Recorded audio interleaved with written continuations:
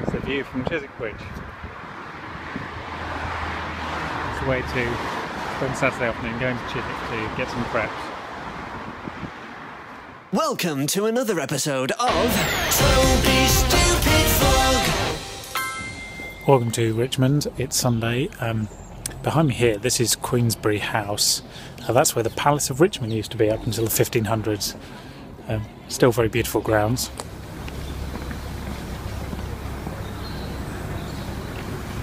That's an original piece of one of the few remaining pieces of the building that's left, but the grounds, as you can see, are beautiful.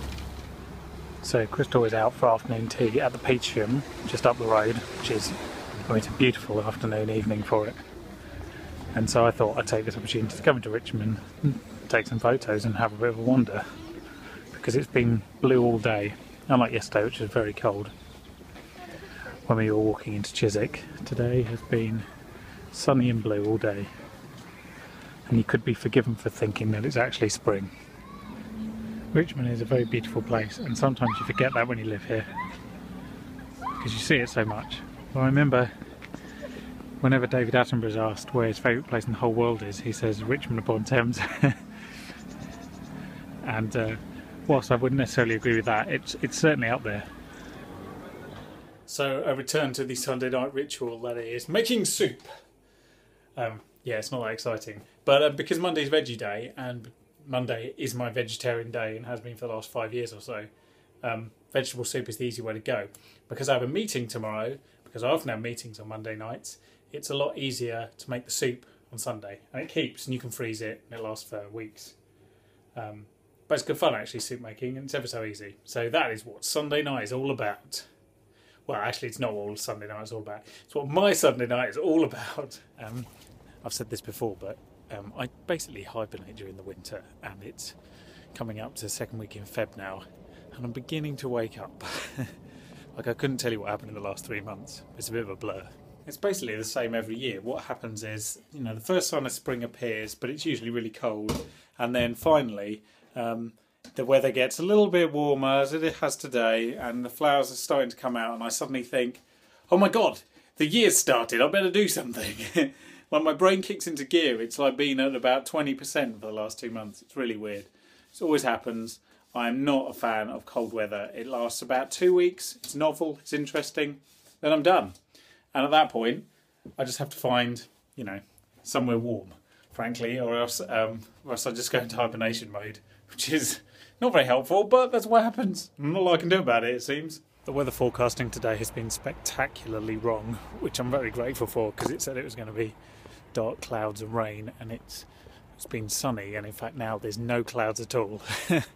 It's so nice, in fact, that despite the fact it's only 4 o'clock, I've decided to walk as far as I can towards Teddington and then get the bus at the end when I run out of time, because, you know, you've got to make the most of this kind of weather, and I haven't been out today because I've been reading board papers and getting work and whatnot, so I've missed most of what's otherwise been a fantastic day.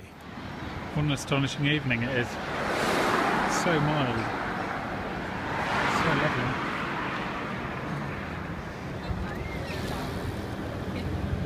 So my original plan was really to walk probably about Twickenham and then get the bus, but because it hasn't taken very long, I'm just going to walk the whole way, and I'll still probably be early, which is, you know, slightly annoying. Anyway, this is Grotto Road, which heads towards Upper Grotto Road. Which then leads to Pope's Grotto, which is a grotto built by Alexander Pope. I think it's at the end of the garden of his house.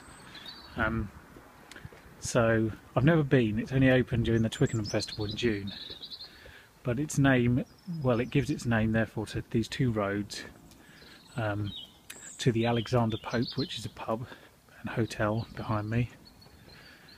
And yeah, you wouldn't have thought that a grotto would be so exciting as to require so much road naming, but there we go. Anyway, we'll be in Teddington in about 20 minutes. Happy Wednesday. Yes, it is. I had to think about what day of the week it was. It's never a promising sign, is it? Yes, so it's Wednesday today. I got up reasonably early this morning, and then was alerted to the fact that everybody else was up by my neighbour opposite, who she stands on the balcony on the top floor on her phone and projects as if she's trying to make sure that everybody in every flat can hear her conversation about how retarded her life is. So that was very welcome. So yes, that's this morning's fun. And also, I noticed yesterday that my last week's vlog, if you haven't seen it, click the appropriate corner, top left. And yeah, it was about Greek debt and gilt yields and other fascinating financial conversations. Anyway, it had hundreds of views. People are really into gilt yields. So, don't really know how to follow that, other than to say that Greek debt is now at about 11%. So they're still in enormous trouble. And they're no closer to a solution or resolution. And I don't think there will be. And I don't think that their choice of government is going to help them. I still don't think that, I should say. I was pretty clear on that last week, I think. Yeah. It's not, austerity isn't, people seem to think it's a political movement or it's a choice. Ultimately, it's about debt repayment. That's all it's about. If you want to borrow money, you have to repay your debt. That's it. It's not a left-right thing, which it seems to be turning into. It's just about fulfilling your duties as somebody with a large debt. Anyway, there we go. That's as much more debt talk as you need, I think. Don't get me wrong. I would love government spending to be higher, but I'd love it to be higher because it can afford to be. I'd love the government to be able to spend more money on particularly education and healthcare, and also a fair number of infrastructure projects, not least in some sort of more sensible, affordable house building. But you can only do that if you can afford to do that. In the same way that if you have thousands and thousands of pounds of credit card debt, then going out and buying a new computer might be hugely irresponsible. Or buying a new TV, certainly, where it's just an entertainment medium. You have to manage your debt. I'd love the government to be able to actually spend money on things that people genuinely need, rather than faffing around, with things like immigration. Certainly a huge waste of time and resources. So yes, I would love a government that could afford to spend those things. But in order to have a government like that, we might need to make sure that our income is substantially greater than our outgoings. Pretty simple economics, really. To be clear, I don't think it is a choice between austerity and non-austerity, in my opinion. It is merely a choice between where you save the money. That is the only decision that you can make. And it's not as simple as you think. It is not simply a case of saying there is £102 billion worth of tax avoidance or evasion, that's the money we should save. Because you have to, whether you like it or not, you have to weigh the cost of recuperating that money with the amount of money you recuperate. So if for example, it cost £1 for every pound you recuperated, it wouldn't be worth doing.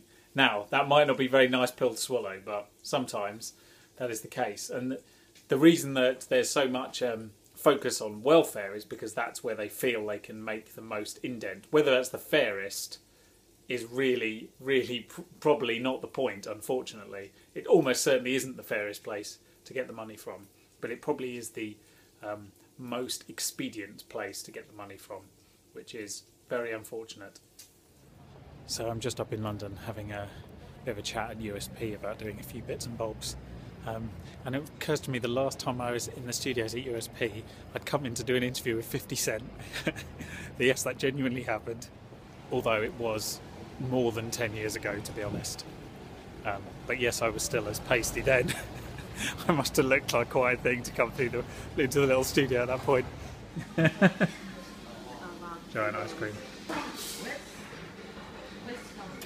I still have these round. How to spend a Friday afternoon.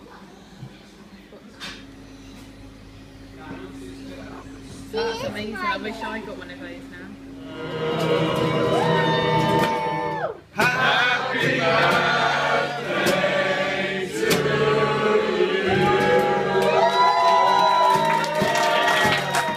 I got through the house around the drinks.